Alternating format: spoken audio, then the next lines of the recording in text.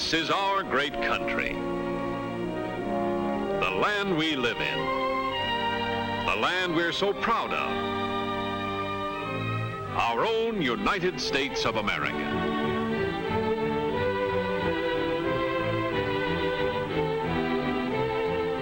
It's a big country, this land of ours. A country of broad plains and rolling prairies, of vast forests and fertile fields, rivers and lakes, high mountains, little villages, and great cities. No wonder we're so proud of America. There's much to be proud of. And here's one of the most wonderful things about this vast country of ours. No matter where we want to travel, no kinds of raw materials and manufactured goods. Have you ever stopped to think how really important railroads are? Have you ever thought of what it takes for the millions of people in this great country to be able to travel from one end of the land to the other with speed, safety, comfort, and at low cost? Have you ever marveled at the iron ore and coal and hundreds of other raw materials that move continuously to the nation's widespread factories? And how thousands of different finished products are delivered from where they are made to where they are needed in all parts of the country? Have you ever wondered how the foods we eat are always being delivered from the farms to our markets, and how they arrive fresh as the day they were picked? Well, the answers to those questions make up one of the most fascinating and important stories in the history of our country. The story of the American railroads. In order to tell you that story, we're going to visit the railroad yards. We're going into the railroad stations and out along the tracks. In that way, you will get a better idea of what the nation's railroad system is like, and the big, important job trains are always doing. Then, the next time you are on a train, or the next time you see a train speeding off into the distance, you'll understand how much we all depend on railroads. How much keep this land of ours the most wonderful and prosperous nation in the world. When our country was young and much smaller than it is today, traveling was slow, uncomfortable, and dangerous, and so people didn't travel very much. Then, just a little more than 100 years ago, came the one thing the young country needed to grow into an important nation: adequate transportation. That transportation came in the form of railroads. Those early trains were funny little affairs when compared with the big trains we see rolling today. But they had a lot to do with opening up and developing vast new territories, which later became states. You could say that America and her railroads grew up together. As the railroads pushed ahead, settlers followed. Farms were cleared and crops planted.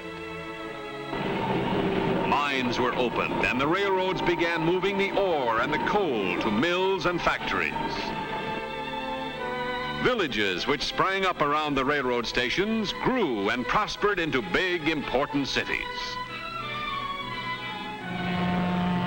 Throughout the length and breadth of the land, trains come and go, day and night, in all kinds of weather, carrying millions of people and millions of tons of freight. Because we don't always see the trains which serve us, maybe everyone doesn't realize how essential railroads are to our everyday living. Everyone likes to travel. Suppose we see what happens when we take a train trip. We'll go along with these two friends of ours, Carol and Jimmy. That is, if Jimmy can ever get Carol's suitcase shut. In real life, their parents would probably go along with them. But for this picture, suppose we let Carol and Jimmy travel by themselves, okay?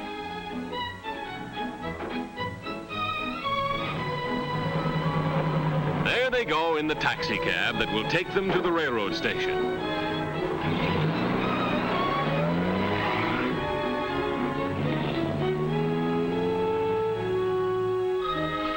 Almost every town has a railroad station.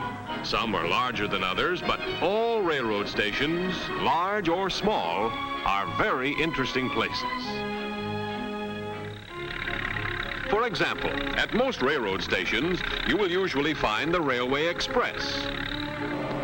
You will see people checking and sorting packages to make certain that they will be put aboard trains which will take them to their destinations without delay. And remember, they will handle almost anything, including your dog. In the yards of many railroad stations, cars are cleaned inside and out to put them into tip-top condition for the passengers who will soon be getting aboard. In another part of the yards, dining cars are stocked with fresh vegetables, meats, milk, and all the other foods that will be needed for the meals that will be served when the train is on its way. Nearby, there is usually an engine house where locomotives are brought for cleaning and servicing. Maybe you've wondered how great big locomotives are turned around. Well, let's watch and see how easy it is. The locomotive is run onto the turntable. On goes the power, and around goes the locomotive as easy as you please.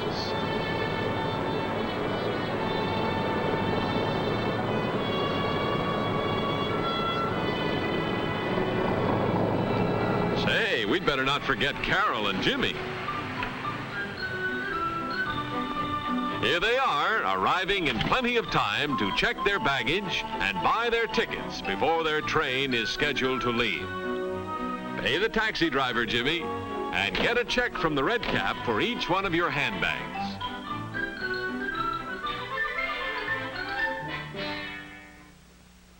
The next stop is to buy tickets.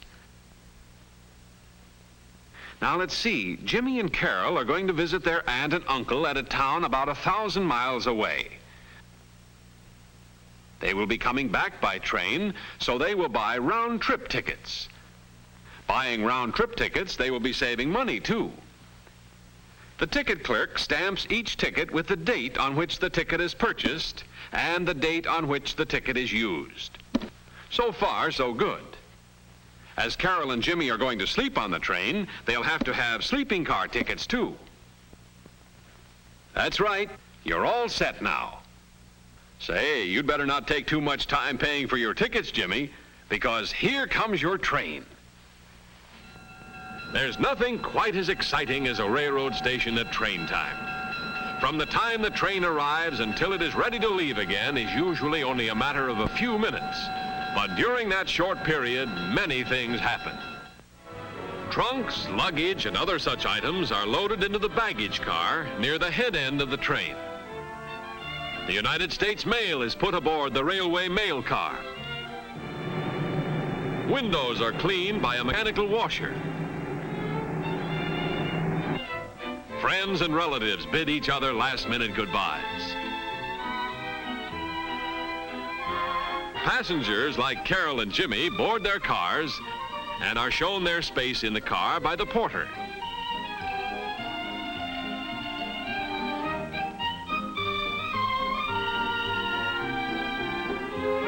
It's just about time now for the train to pull out. All aboard! The train conductor signals to the locomotive engineer. In a matter of seconds, the wheels start turning. Smoothly, almost without effort, the train gathers momentum.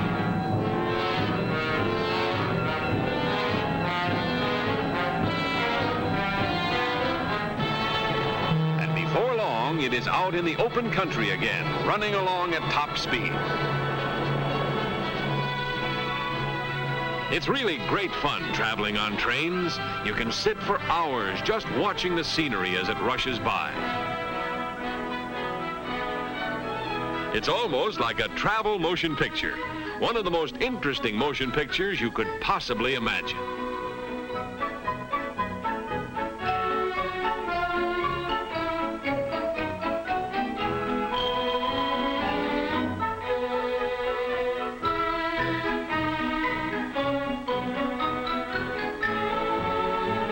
Here's the conductor.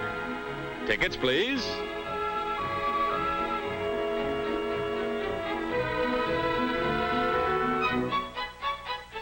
Most passenger trains carry the United States mail, for the railroad postal car is the very backbone of our country's mail service. These men are railway postal clerks, just like the clerks in the post office at home, except that here they work while the train speeds along. Watch them sort the mail, getting it ready for delivery by the time the train reaches the proper station.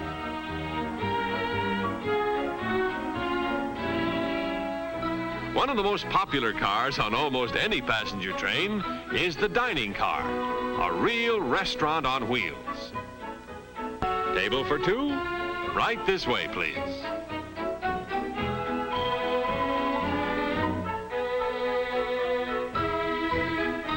Now, Carol and Jimmy, what do you think you'd like to eat? What a choice. Almost anything you can think of. And if you need any help, the steward is only too pleased to offer some suggestions.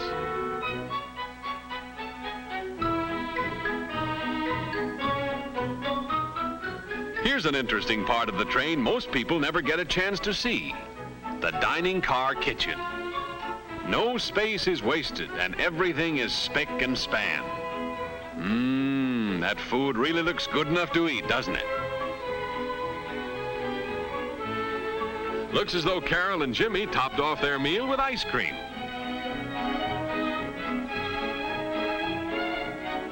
What's this? Oh, the check. That's all right, my good man. Keep the change.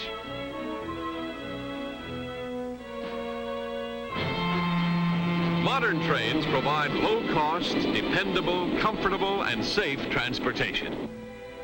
They have spacious air-conditioned lounge and dome cars where passengers can relax and read or sit and talk with fellow passengers. There are many types of accommodations on modern trains. There are single rooms like this called roomettes. There are bedrooms, compartments, and more spacious drawing rooms, all with the latest conveniences, rooms which make up into sleeping rooms at night.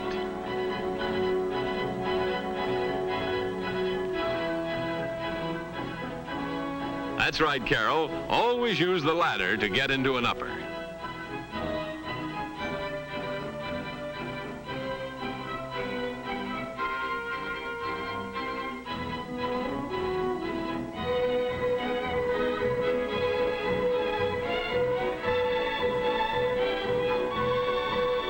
Getting pretty late, so good night, Jimmy and Carol, and pleasant dreams.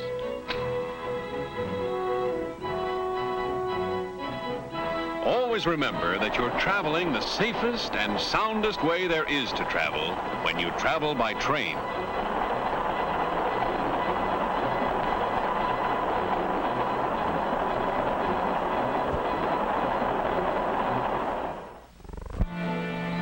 We've been talking mostly about passenger trains. But how many of you know that about half of the trains in the country carry no passengers at all? That's right, they carry freight. Things that are so important in our daily lives. The food we eat. The clothes we wear. The fuel we burn. Almost everything we use depends at some stage on the service of railroads. On the fertile fields of the North and West are grown the millions of bushels of grains which are so much a part of our everyday diets. The railroads move these grains to huge storage elevators or onto the mills. Then later on, when the grains have been ground, the railroads move products, such as flour, to the cities and towns to be baked into the bread which we find every day on the shelves of our neighborhood grocery stores. Moving cattle and sheep from the great ranges of the West is another important railroad job.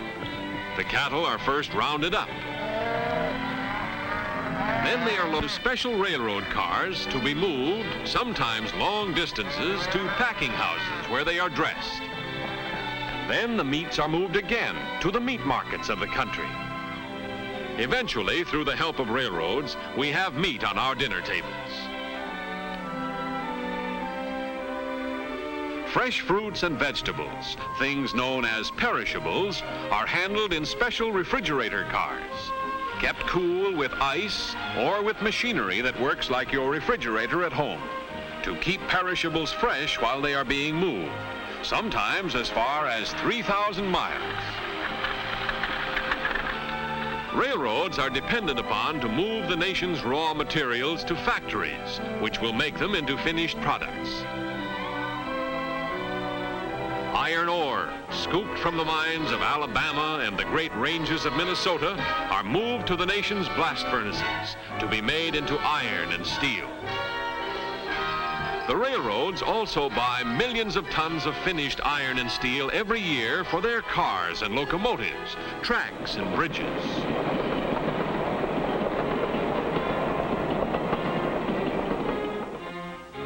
Coal is one of the most important things carried by the railroads.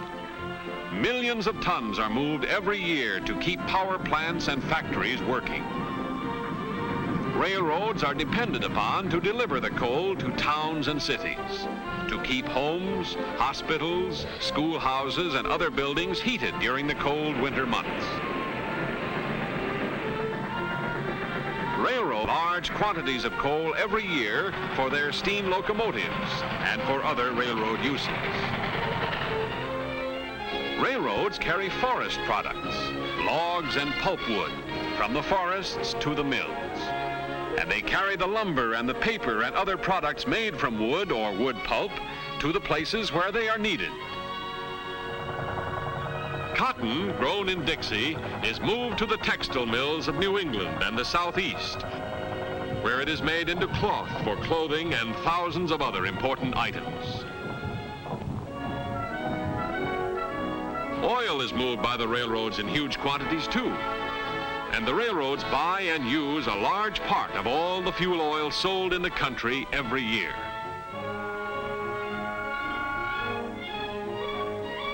Railroad tracks go right down to the docks of the nation's seaports, so that freight cars deliver the products of farms, forests, mines, and mills to the ships that will sail with them to the far corners of the world. And so that things from other countries can be loaded directly into railroad cars for delivery all over America. When you stop to think about it, you realize what a great big job the railroads are always doing, and why they are the nation's most important form of transportation. Always on the move, day and night,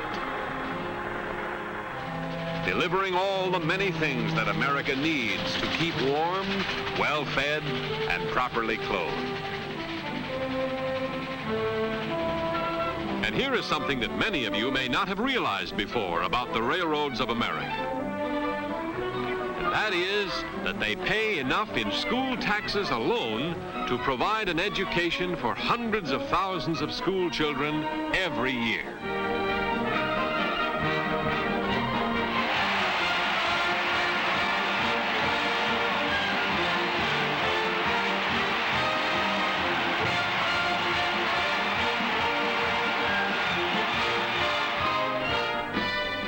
It's time we were getting back to Carol and Jimmy. They'll think we've forgotten all about them. Here's their train coming into their station, and right on time. It looks like their aunt and uncle are pretty happy to see them, too.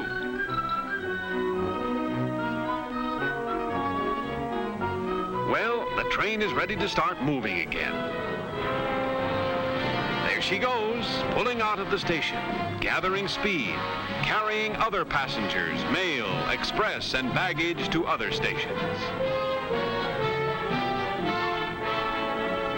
We certainly hope you've had a nice time coming along on this trip with us, and that you've learned something about railroads that perhaps you didn't know before. We hope each and every one of you will be able to take a trip on a train very soon. Perhaps you'll want to visit a big city.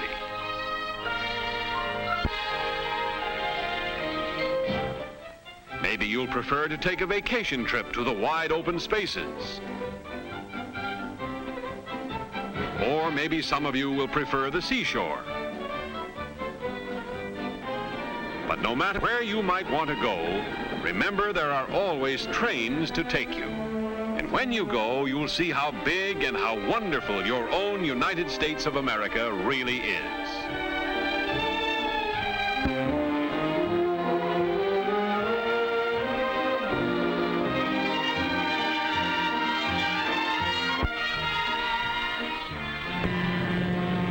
Railroads are an important part of America.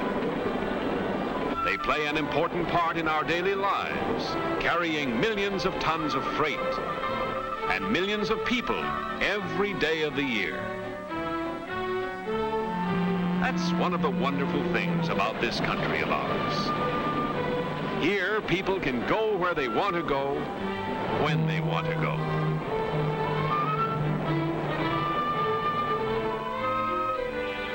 Yes, this is indeed a great land. A land of opportunity. A land made great by the efforts of individuals. Individual efforts which have raised ours to the world's highest standard of living.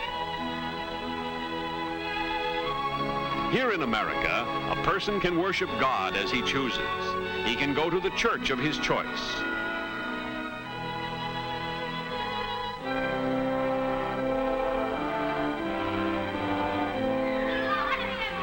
This is a land where a person can go to school and be educated to the extent of his ability and desire.